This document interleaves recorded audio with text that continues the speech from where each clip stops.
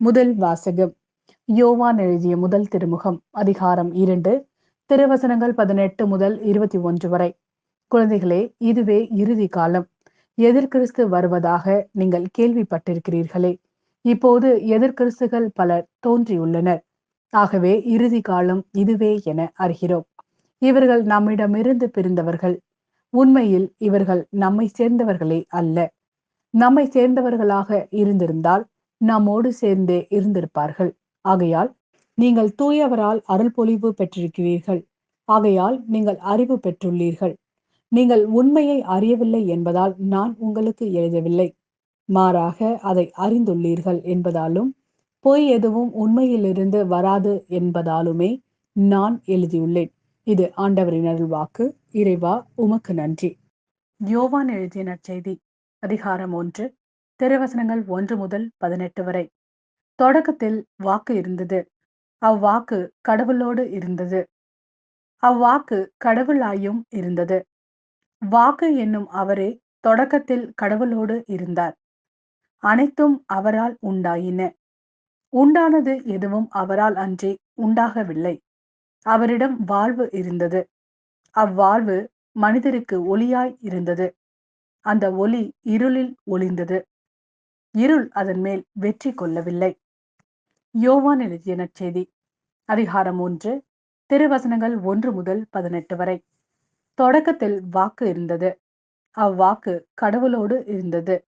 அவ்வாக்கு கடவுளாயும் இருந்தது. வாக்கு என்னும் அவரே தொடக்கத்தில் கடவுளோடு இருந்தார். அனைத்தும் அவரால் உண்டாயின. உண்டானது எதுவும் அவரால் அன்றி உண்டாகவில்லை.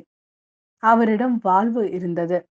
அவ்வாழ்வு மனிதருக்கு ஒளியாய் இருந்தது. அந்த ஒளி இருளில் ஒளிந்தது. இருள் அதன் மேல் வெற்றி கொள்ளவில்லை. கடவுள் அனுப்பிய ஒருவர் இருந்தார். அவர் பெயர் யோவான். அவர் சான்று பகருமாறு வந்தார். அனைவரும் தம் வழியாக நம்புமாறு அவர் ஒளியை குறித்து சான்று பகர்ந்தார். அவர் அந்த ஒளி அல்ல, மாறாக ஒளியை குறித்து சான்று பகர வந்தவர். அனைத்து மனிதரையும் ஒளிர்விக்கும் உண்மையான ஒளி உலகிற்கு வந்து கொண்டிருந்தது. ஒளியான அவர் உலகில் இருந்தார். உலகு அவரால் தான் உண்டானது. ஆனால் உலகு அவரை அறிந்து கொள்ளவில்லை. அவர் தமக்குரியவர்களிடம் வந்தார். அவருக்கு உரியவர்கள் அவரை ஏற்றுக்கொள்ளவில்லை. அவரிடம் நம்பிக்கை கொண்டு அவரை ஏற்றுக்கொண்ட ஒவ்வொருவருக்கும் அவர் கடவுளின் பிள்ளைகளாகும் உரிமையை அளித்தார். அவர்கள் இரத்தத்தினாலோ உடல் இச்சையினாலோ ஆண்மகன் விருப்பத்தினாலோ பிறந்தவர்கள் அல்லர். மாறாக கடவுளால் பிறந்தவர்கள். வாக்கு மனிதரானார். நம்மிடையே குடிகொண்டார். அவரது மாட்சியை நாங்கள் கண்டோம். அருளும் உண்மையும் நிறைந்து விளங்கிய அவர் தந்தையின் ஒரே மகன் என்னும் நிலையில் இம்மாட்சியை பெற்றிருந்தார்.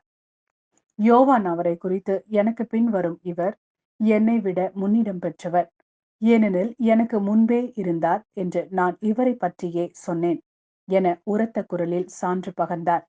இவரது நிறைவிலிருந்து நாம் யாவரும் நிறைவாக அருள் பெற்றுள்ளோம். திருச்சட்டம் மோசே வழியாக கொடுக்கப்பட்டது. அருளும் உண்மையும் இயேசு கிறிஸ்து வழியாய் வெளிப்பட்டன.